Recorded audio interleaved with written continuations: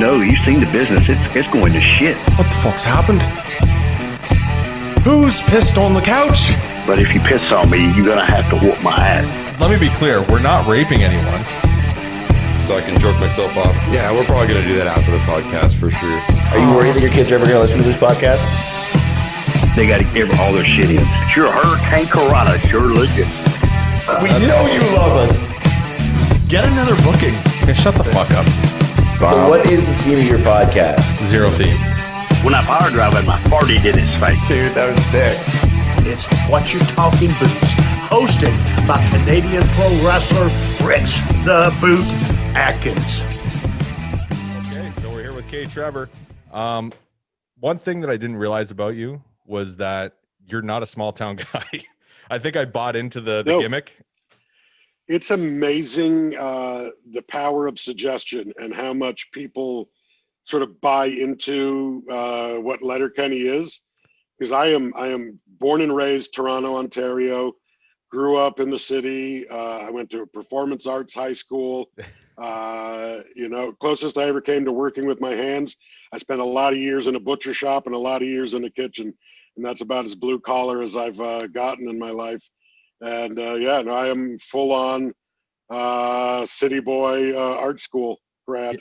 Yeah, it totally worked me. Like when I first found you, it was definitely like I seen you do stand up first, and then I seen you on Letterkenny. I was like, oh, that's that dude I seen at the place in St. Catharines. I forget what they call the comedy club there, but even on your like throughout your set there, I thought for sure like, oh yeah, this is like some small town Ontario kid. Just your look, the beard, the everything. It just seems very small town, blue collar guy. But yeah, I always tried to foster the image on stage of someone's drinking buddy. Like I wanted people to feel very at ease. I've had a lot of people come up to me after the show and, they've all got a friend that I remind them of. And that's what I was going for. I wanted to walk out on stage and people to be like, okay, I trust this large furry flannel man to guide me through comedy for the next half hour. It's funny you say that because honestly, I think it's a beard thing. I constantly have people telling me, you remind me so much of my buddy, whoever.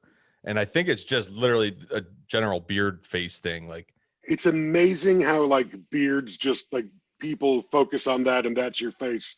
Like the actors I have been told I look like I don't, but they're bearded, Are you Zach Galifianakis? Yeah. I get that all the time. And I'm like, I don't think I look that much like Zach, except for the fact that we both have facial hair.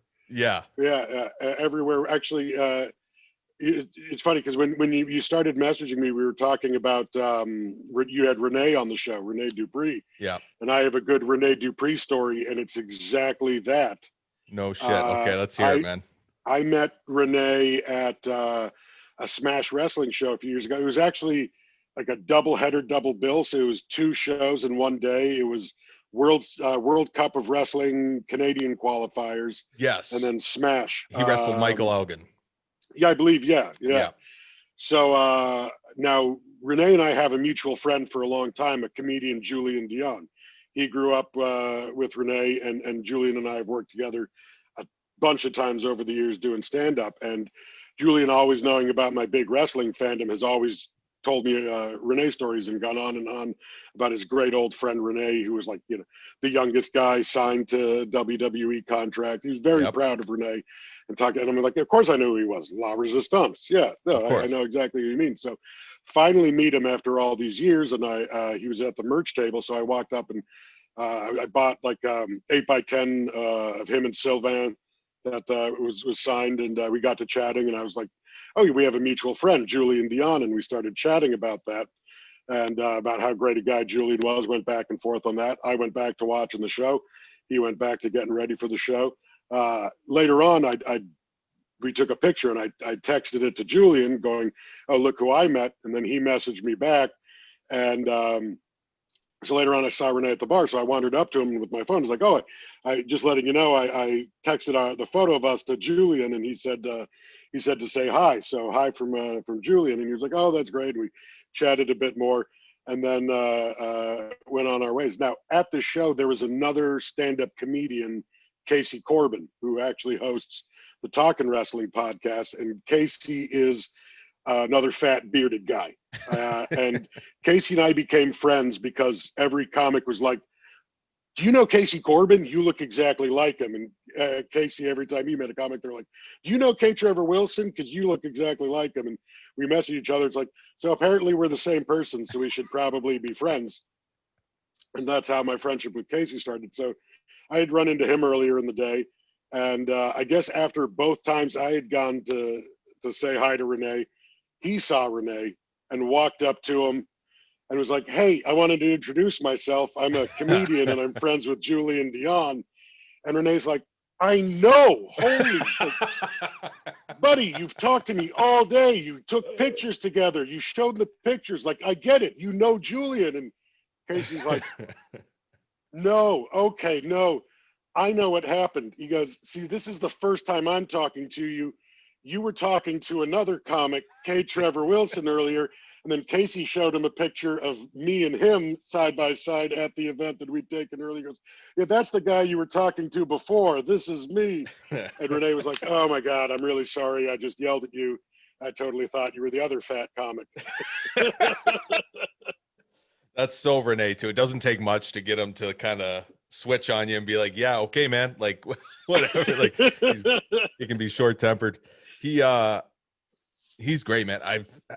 There's so many stories that I want to tell with him. Like I told one on the first episode I did with like one of us pissing on the couch in England and nobody knew who it was for like a year. And then we finally settled it this past year. And it was totally him. He pissed on the couch drunk. But there's so many more I want to tell. But at the same time, it's like, I don't know. Like I got kids.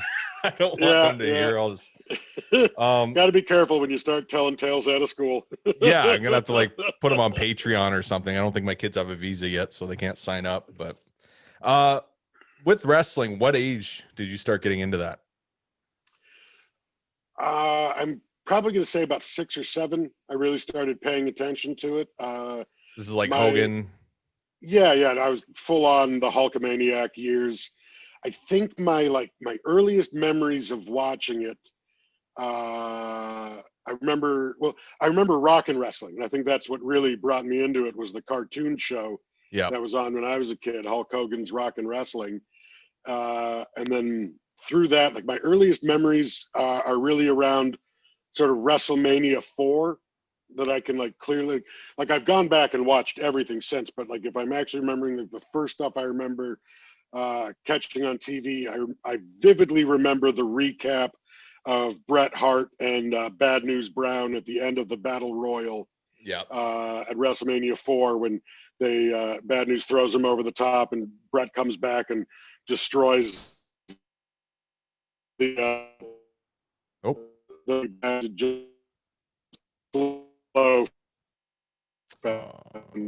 one sec, Trev. I think something's just going on with the internet there. WrestleMania 4 recap.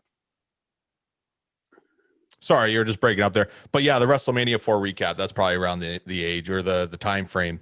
For me, it was later. I remember I got into it like Bret Hart and Shawn Michaels were on top.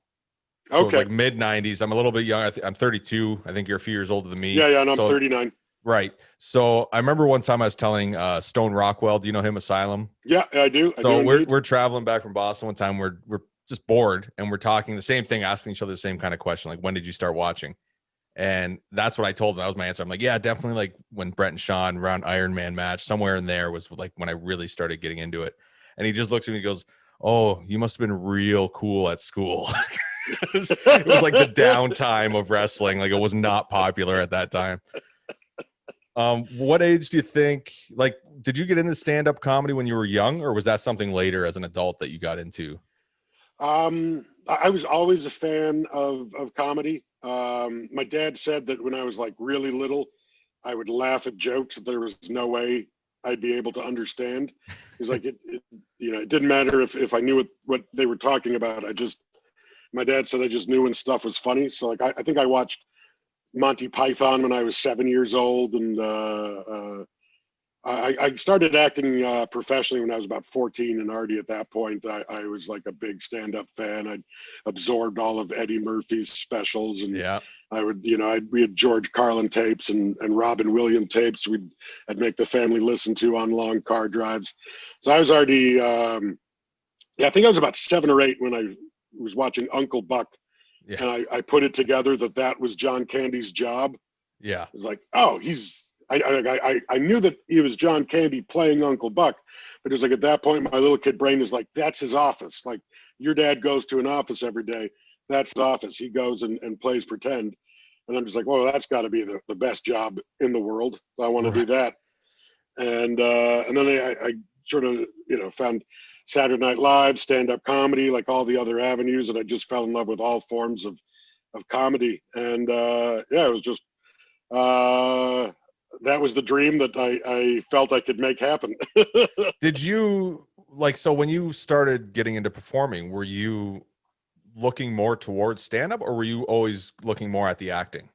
I wanted to do all of it. And right. I think that was the problem is I wanted to do, I mean, when you're a teenager, there's really no, or a preteen, there's no stand-up for you to do. You can, you can try out for the school talent show and you can perform for your buddies in the parking lot in your parents' basement, but you're not getting on a club, but you can get professional work as an actor as a kid. So I was like, okay, that makes sense. I'm going to do that. And I started doing school plays. I started taking acting classes at Young People's Theater. Actually, my buddy Matt and I at one point were the youngest people to ever study improv at the Second City. We were 13, 14 when we started taking improv classes. And we were the youngest in our class by, I guess the next closest person was 19. So we were the youngest by about 6 years. Yeah, and see, that's on average by about a lot more. I remember I got hit on by one of the ladies in class. This was a couple years into improv training, so I was 15 at the time, and this lady was definitely flirting with me. And she's like, maybe we could grab a coffee sometime. I was like, oh, I'd probably have to ask my mom. And she's like, how old are you? And I was like, oh, I'm 15. And she's like turned ghost white, and she's like, I'm 30. You're literally half my age. I was like, whoops. Oh, man. That's oh, sorry. Oh, yeah. The wrestling. Yep. That wasn't on your radar? I always wanted to do it, but I didn't know how. I was not an athlete. I did not have the natural athletic inclinations. And, anytime I talked to my parents about, hey, maybe we could find a wrestling school, they'd be like, that's not a thing that you're doing. Like, they just shut it down right away. Yeah. Is that not? That's not possible. I ended up going to school for a bit when I was 30. There's a guy who wanted to put together a wrestling and comedy show, and he wanted the wrestlers to bump. And so he approached me and a bunch of other comics about doing it because we were all fans. And he'd arranged for us to train with Squared Circle. Okay. To prepare for the show. So I think the first day, like 10 of the 20 comics that were invited showed. And then the next day, only 3 of us were there. And I was there for, I stuck around for a couple months training at Squared Circle under El Fuego and a bunch of those guys. But it got like, it was right at the time that my stand-up was really starting to take off and keep me busy. So I was out on the road. So I couldn't be there for all the classes in the week. And you miss a week and then you come back and you got to reset. You got to, your body has lost all of the muscle memory from the week before. And it's like, so you got to, train your body to throw yourself at the floor again and absorb the bump again. And there was 2 things. One, I had a pre-existing condition I wasn't letting on about. I have a deteriorated lattice in my eye, and my eye doctor told me if I get hit in the head hard enough, my retina is going to detach. Oh, so okay. My eye doctor was like, don't get punched in the face. And yes. Whatever you do, don't get punched in the face because your retina will detach, and then we're going to have to do eye surgery. So I was keeping that a secret. And then I kept getting deathly afraid I was going to hurt somebody. Because every time I took time off, I'd come back and the class was somewhere else, Yeah. Every time I took a road gig, I'd come back and I'd be behind in the class, and then when wrestling, you feel doing. If you don't feel comfortable, don't do it. And no one ever gave me shit for not, having the confidence to do something. No one ever made fun of me for wanting to be safe. But just some of the stuff, like, they got me running jackknife pin drills with a cruiserweight.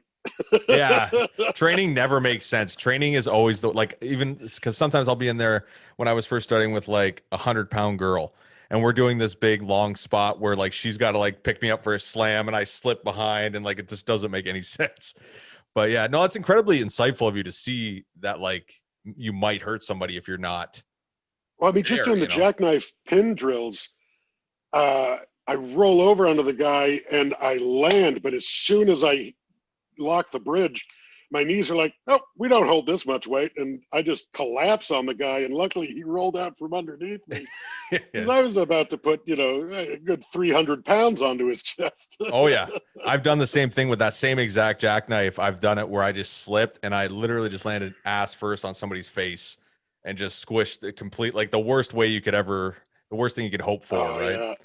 Just a butthole in the note. They told me my best roll up was the Magistral cradle. They were like, "That's yours." That's surprising, yeah. So that was the one I practiced in the basement, though. That was the El Dandy finisher. So you but then I took I fucking drilled my head into the mat on an arm drag and rang my bell pretty good, and I started getting nervous about losing my eye. So what eventually what happened was the guy promoting the comedy wrestling show vanished, and the whole show got scrapped.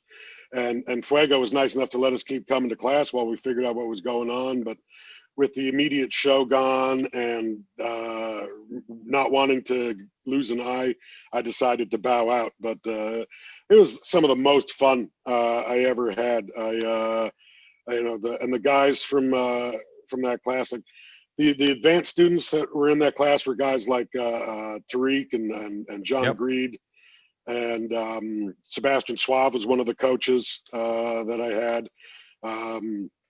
A bunch of the Cobra Kai guys from I knew them all from Super Kicked and fight shows. Yeah. But and then Von Vertigo and those guys would come in through the class, but they were all like really great guys, and it's fun because I get to go out in the indies and still see these guys work and work before the pandemic, and do some really solid work together, but they were all like just really nice dudes, and it was fun, it was something I wish I had tried earlier, because it was like a couple years later I was diagnosed with diabetes. Like I was literally doing it at my worst physical health.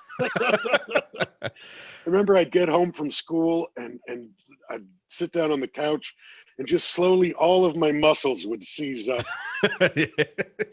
So I'm just like lying there atrophied, and then my cat would come up and start bullying me. Yeah. And it's like I didn't even have the strength to lift my arm to shoo the cat away.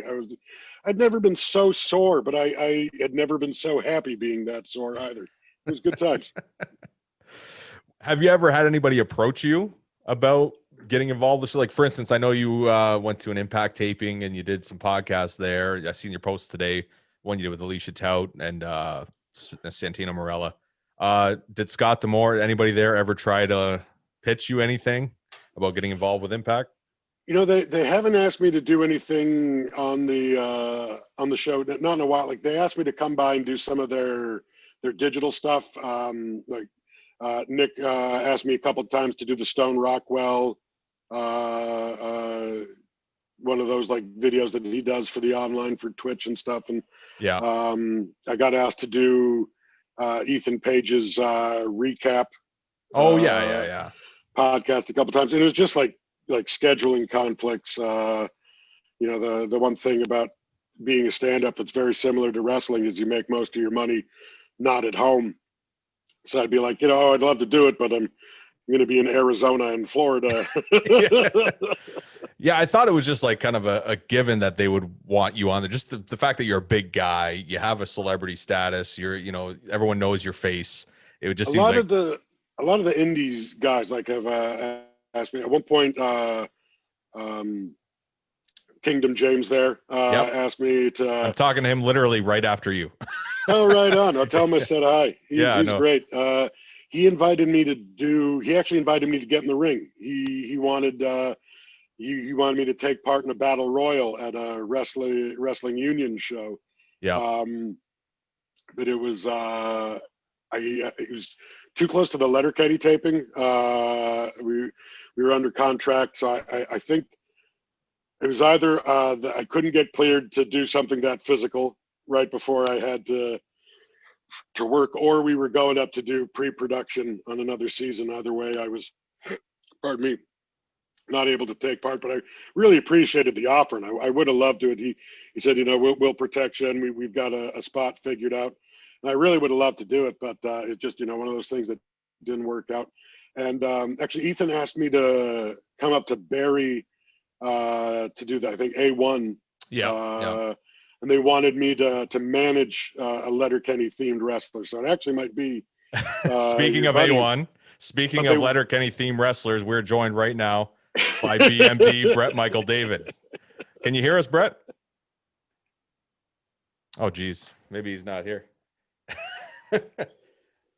I'm the worst with this. Would have been the perfect segue. Oh, my goodness. How good would that have been?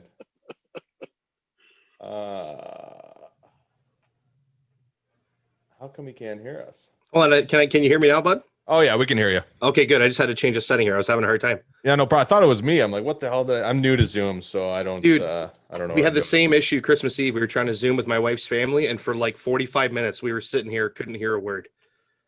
Yeah, I just figured out Zoom is so much easier to even do like our video for like the Blackball podcast with Pretty Ricky and MC Hardbody, because I can literally just hook my board up to it and just go.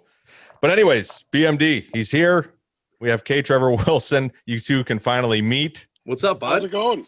Cheers, nice to meet you. Cheers. Nice to meet you too, pal. So before I get into you, I'm gonna admit something. Before we started recording, I asked Trevor to help me rib you.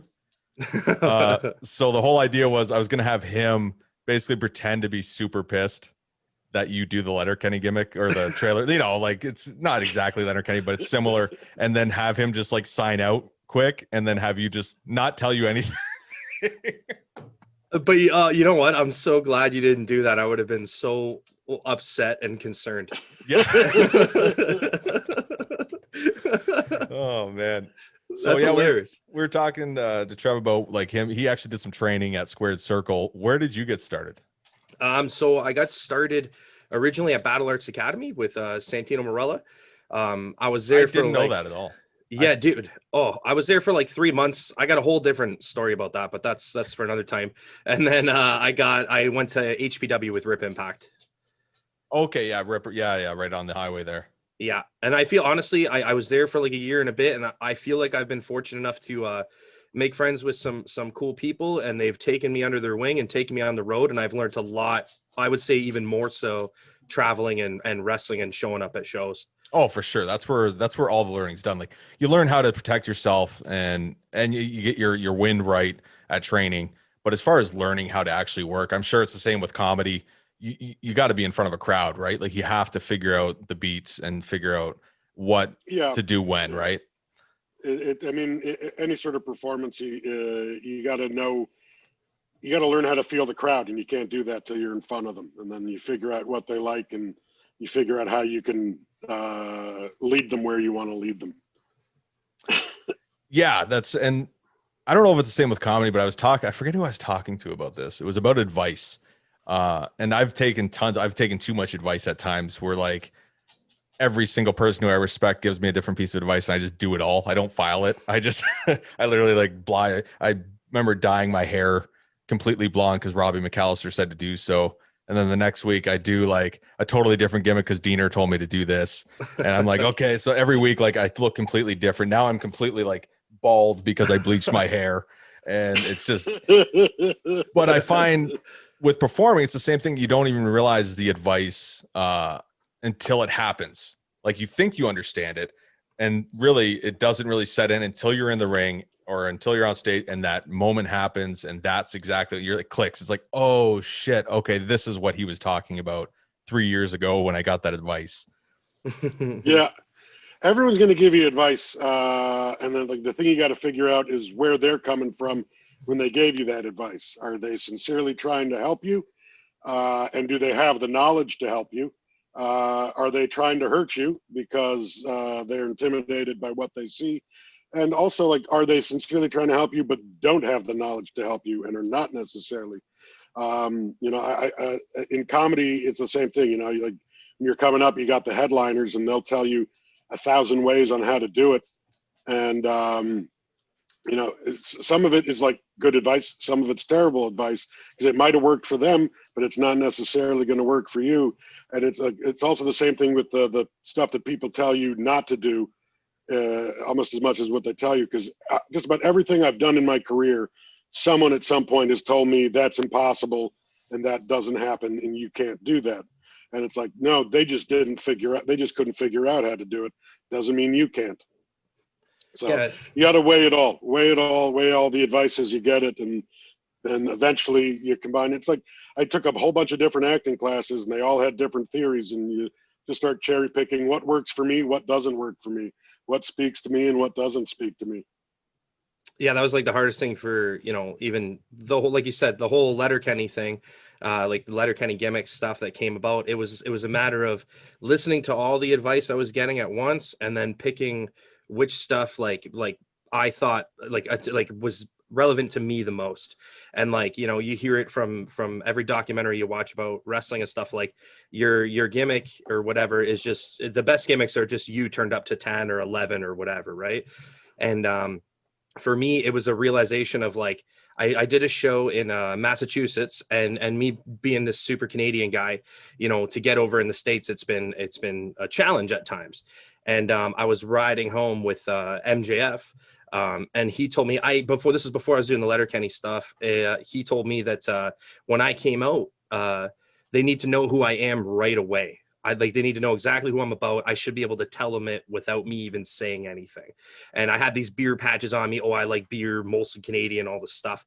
And it, you know, people like they understood who I was, but they didn't really understand.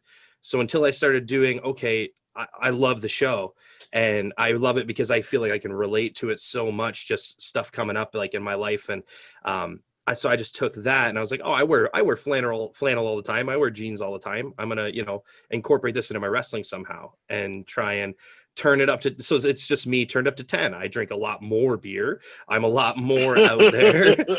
And then I decided, oh, you know, what can I do to separate me from that? So I started ripping my sleeves off. And that was, right on. Yeah, right. You know, I thought, oh, Hogan rips his shirt off. I see all these guys ripping their Zubas off and all the stuff. Like, what if I rip my sleeves off? That's so weird. I've never seen anyone do it, and it's been working. Right being self-explanatory, I think, is like for an independent wrestler is the most important thing and I think a lot of guys don't realize. I think they think that it's like Monday Night Raw and everyone knows what their gimmick is and they can be super like particular about every little thing, when really it's like you have to treat it like it's the first time they're seeing you every night. I remember learning that, like doing all the northern tours or the holiday camps in England, every single crowd is like kids and families, and it could be a new crowd every night. So every single night you have to come out assuming they don't know who you are and come up with a gimmick that is literally the most self-explanatory. It might, in your case, it's not super simple. Like in mine, I went like, you could tell I'm an idiot because all I did was like, well, I kick people for my finish, so I'm just going to call myself the Boot. And I come out and I chant Boot, and that's the entire gimmick, right? And I put it in the theme music so they hear Boot as soon as they come out. And literally the entire match, I actually ripped off Diener too. He works the DDT. I just decided, okay, I'm just going to do Boot, and I just copied his gimmick. And it's smart though. It works, dude. You know what? Them hyped up for it. The minute I made it self-explanatory, all of a sudden I'm selling like double, triple the merch that I would at a nightly show, because everyone else is just a wrestler. The only thing they remember is the guy who repeated himself 17 times and said the same thing over and over. Repetition. That's it. Yeah. And it was the same thing. Like with me, I started, and I learned a lot from you, Rex, with this stuff. When I started doing it, I was just incorporating beer into my match. I'm like, oh, I love beer. I'm going to be the beer guy. So now I figure out different spots or different ways I can incorporate it without spilling it in the ring, which I mean, you've seen me do a couple times. Yeah. And now I've got fans that'll come up. Well, not now, but I would have fans that come up and they buy me beer, or they, like, it's just super cool. So I just like found a way to get people to connect to me as easy as possible. Someone told me you were getting free beer. Well, yeah, it happened once. Okay. I do those daily videos, right? So I would tag Molson and everything because that's my beer. And yeah, they sent me a bunch of stuff. That's sweet. Dude, that was the dream, man. It was so cool. Yeah, Eric Kearney was fully believing in his head that you're sponsored by Molson and you get free beer every week. He's like, yeah, he gets a case of beer every week. He's sponsored by Molson. I'm like, that's sweet. That's what I want people to think, right? No, they just that's what they sent it to me one time, dude. I've been trying. I've been trying because that would be so cool. Yeah, there's a wrestler in the States, I think, sponsored by PBR, which is something I wanted to do a few years ago when I was doing like the redneck gimmick. Yeah, Eric Cannon. Yeah, Eric Cannon, that's his name. Yeah, that dude's the best, and he's legit sponsored. He has like we did a show in Chicago, and he's got like a card that he just takes to the PBR stand. We were at like some beer festival thing, and they just give him free beer, and that's the dream right there. Yeah, that would be. There's not a lot of sponsorship in comedy, is there? Like companies that are just straight up sponsoring stand-ups? No, but it happens. I did a tour years ago called the Sex, Drugs, and Comedy Tour with a bunch of other guys, and my buddy Ryan Denis, who oddly enough actually trained at the Hart School of Wrestling years ago. Was it the Hart School in Calgary, or was it the fake Hart School in Cambridge? Cambridge. Oh, Cambridge. Okay, yeah. Ike Shaw, yeah. They took off a week before they got busted. Him and his buddy who were there, they were like, this doesn't smell right. Let's clear out, and they made the right move. But Denis put together this Sex, Drugs, and Comedy Tour. He was just starting out, so he did the smart thing. He grabbed three guys who'd been in the business a few years more than him. So myself, Dave Merhej, and Brian O'Gorman, and he's like, I'm going to put together the tour. I'm going to book the shows. And he got us sponsored by Amsterdam Brewery, sponsored us. And then he also got THC and the Stag Shop to sponsor us. So whenever we went out on the road, we'd pick up 4 cases of beer. THC would give us a bong and papers to give away. And Stag Shop would give us just a box of lube and condoms. I was going to say, toys a big box of dildos. We actually, at one point, we hit the road with so much giveaway merch that we were traveling with our suitcases on our laps because the trunk was full. And we were like, if we get pulled over, we are 5 comics in a car and the trunk is just beer and pot and lube. We're either going to jail forever or they are going to drive us out of town like Rambo and never let us back again. Like, stay the hell out of Puce, Ontario. That's awesome. This is joining us right now, my cousin, actually, Michael Atkins. Sorry, Mike, what's your job title? Fire prevention officer. Fire prevention officer. And he, this week, was featured on Good Morning America and a bunch of other shows. He had a viral video what was the video again? I seen part of it. I didn't watch the whole thing yet. You didn't watch the whole thing? You post this stuff every week, and they're all funny, but I get it. If you can't count on your family, who can you count on? Wow. But he didn't watch the video. He just heard, Good Morning America. I got to get him on my podcast. Ride the wave, bud. Ride the wave. Unbelievable. Yeah. No, my official title is but on Good Morning America, NFL Hall of Famer Michael Strahan referred to me as dance prodigy extraordinaire. So that's what I'm hoping for my new business cards. High praise. High praise indeed, sir. So the video was you made a dance video. I don't know if you guys seen it, but it was a dance video with you doing different dances to different songs in front of the fire trucks and everything. What was the point of the video again? Because I know the premise of the video was that smoke alarms expire, and their lifespan is generally about 10 years. So I decided to shake my groove thing to songs that were from 2011, and and posted on the internet for what I was hoping to be 500 to 1,500 people.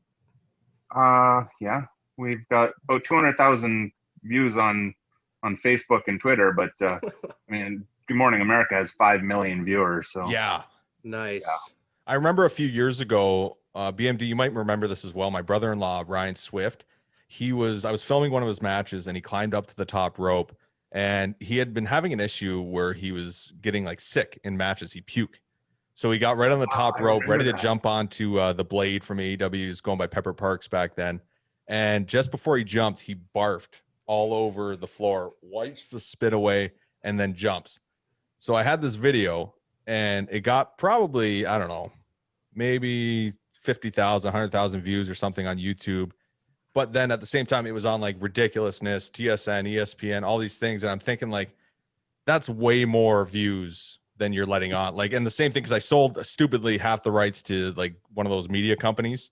So they like wrote me a check like 6 months later for like $500.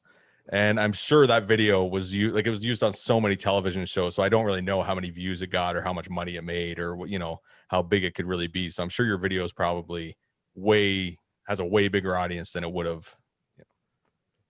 I'm just shocked. I mean, first it was on CBC, and then CHCH kind of picked it up, and then I know CTV Calgary. There was a television station in Chicago that was showing it. Like, and then all of a sudden, I got a text from my my cousin in Pennsylvania saying, "Holy crap, you're on Good Morning America."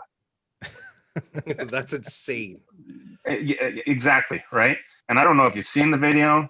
I wouldn't say that I'm a great dancer, but I wouldn't say that I'm a good dancer either. Like it was just insane, the number of people that just tuned in to watch me dance badly. Okay, I got the Will Smith rules to dancing. As long as you keep your face serious and it looks like that's what you're supposed to do, people will believe it's a dance move.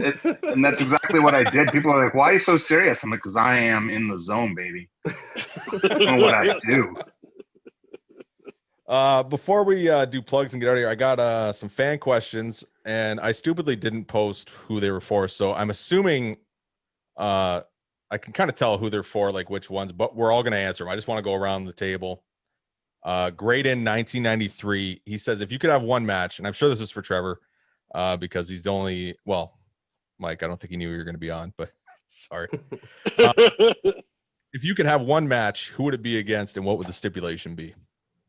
Oh, geez.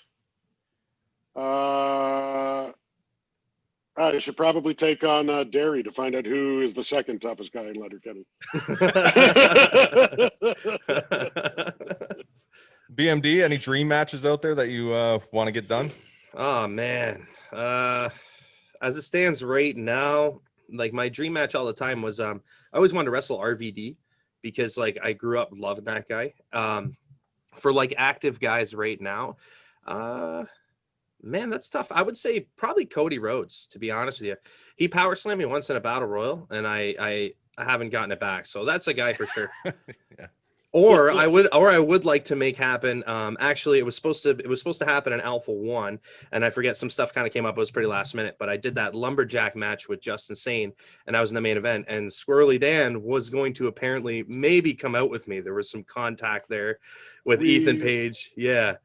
Well, Ethan reached out to me, and we talked about it. But the big problem there is I don't own the character of Squirrely Dan. Yeah, that's right. I heard that. Yeah. So I said, I can come out and I can be me, but if you want Dan there, you got to get permission from New Metric Media and Bell, because I don't actually own that character, and I'm not allowed to appear as Dan unless it is authorized through New Metric Media. So I was unable to. I think there was I think also we were filming, but yeah. He told me that it was something with the company. Yeah. They're very wary about letting me take part in wrestling events when I'm about to go to work. Yeah, I can understand that. The Mike, if insurance you were a people aren't wrestler, very happy. if you're a wrestler, Mike, who would you want to wrestle? What's her name? Yeah, I'm thinking tag team match, me and Rex Atkins versus the Killer Bees or Demolition. I think that we could do some damage against Killer Bees. Let's go Killer Bees versus the Atkinses. All right, Sierra Moss script. That's my girlfriend. She wrote into the questions, which is actually is kind of a question I was going to ask you before, Trev, which is who makes you laugh? That's what she said. I want what comedians. Who does it for you? I mean, I'm a big fan of comedy, so lots of guys make me chuckle. My favorite's Brian Regan. Amazing. You know, Brian's like a guy who's, I mean, and it's pretty much all he does is stand up too. You know, he's got like maybe one or two movie roles under his belt, but the rest of it is all stand up. And I don't know, he's just one of the funny, and he's got a great tour bus. I've had the privilege of being on it before. The bathroom on his tour bus is nicer than the bathroom in my house. Guys like Ron Funches. Funches is a good buddy of mine. He's hilarious. My buddy Arthur Simeon makes me laugh a lot. Funniest guy I know is my buddy Cam Wiley, and he's more of a sketch guy than a stand-up guy. But Cameron Wiley's the funniest dude, in my opinion. He's made me laugh since we were in 7th grade, so he's pretty damn funny.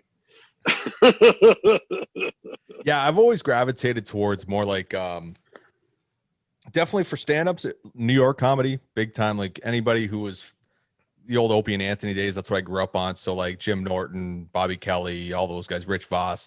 Definitely a big fan of New York comedy. I've met Rich and Bobby. They're both really good guys. BMD? Rich is actually married.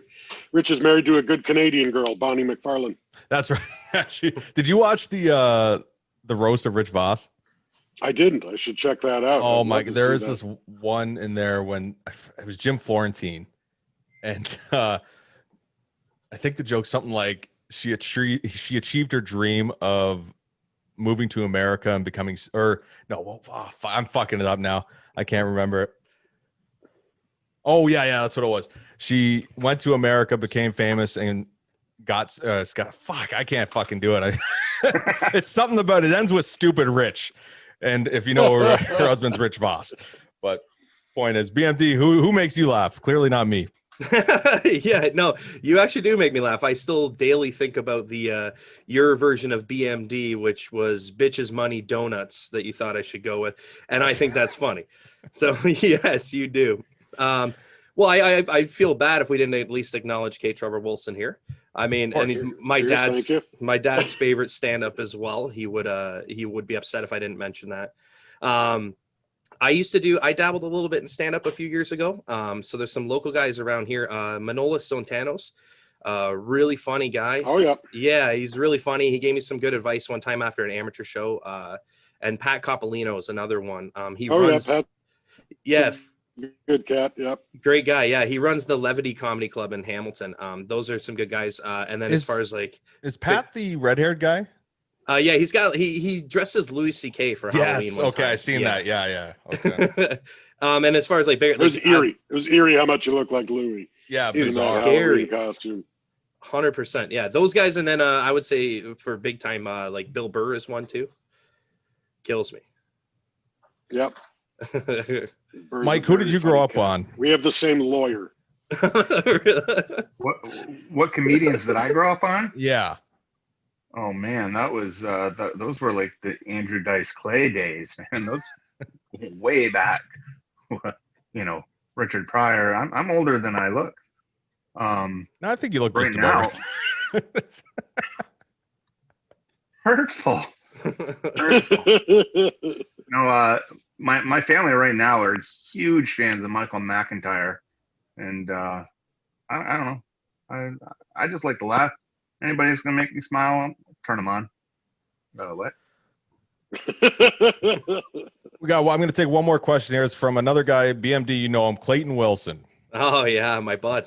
Okay, so everyone can answer this. What's the most amount of beers you've drank in one sitting? Who are you starting with? I'll start with me. We used to go to these shows in Wheatfield, New York, myself and Lumberjack. And I know that we would grab a 30 pack of Bud Light and we'd start on those, finish that, and then we'd go to the bar after and probably have another, I don't know. I'm guessing at least a dozen, right, over the night before they close at 4. So I'm going to assume that that was probably the most I've ever drank in my life was those nights. But you know what's odd about it? I remember the entire night.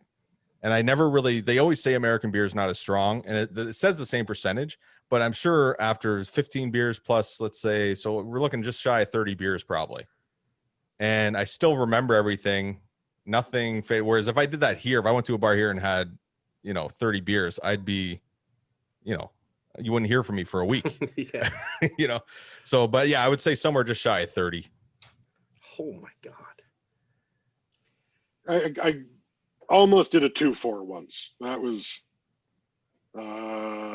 100 years ago. At a backyard party, I sat down on a chair, put a case next to me, and I don't think I got up a couple times to pee in a bush, and that was about it. And I gave away a couple of them, but that case did not survive the evening. But I will preface it by saying I was on a hefty fistful of mushrooms too, so that counteracted. That delayed some of the reaction from the beer.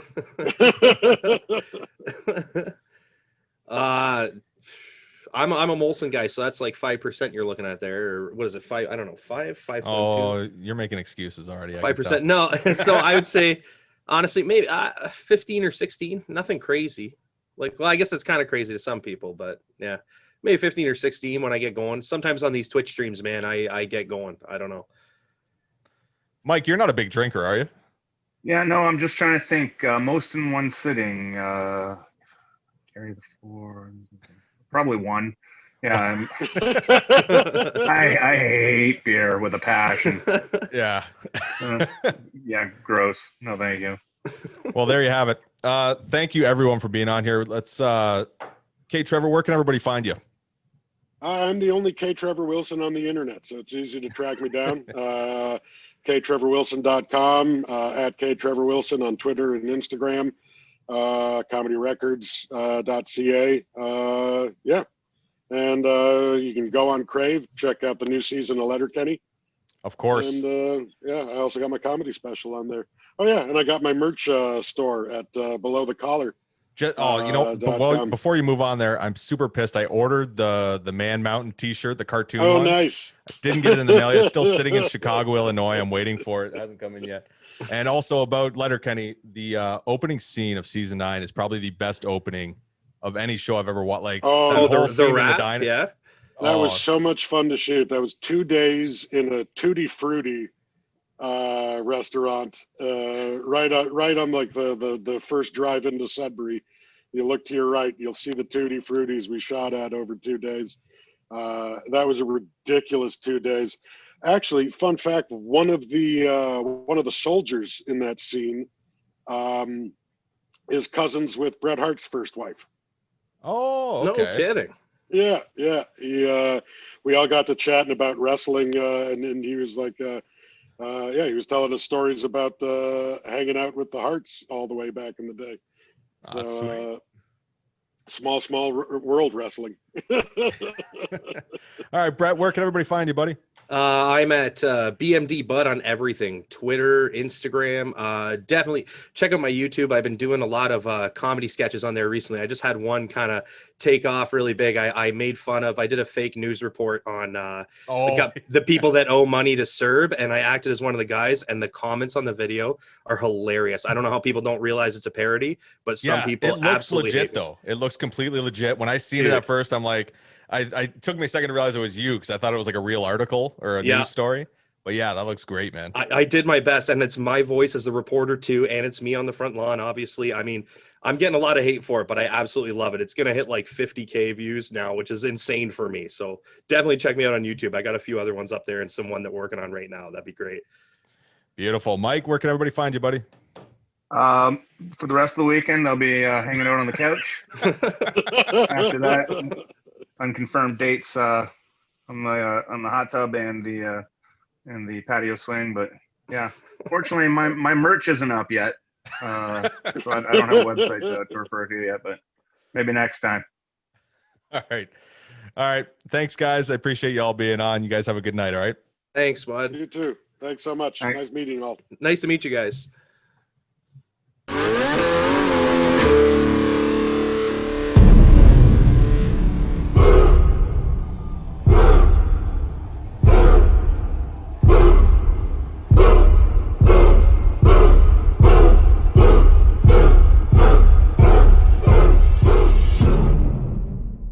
Available on iTunes, Spotify, or anywhere you get podcasts. Video versions are available on YouTube.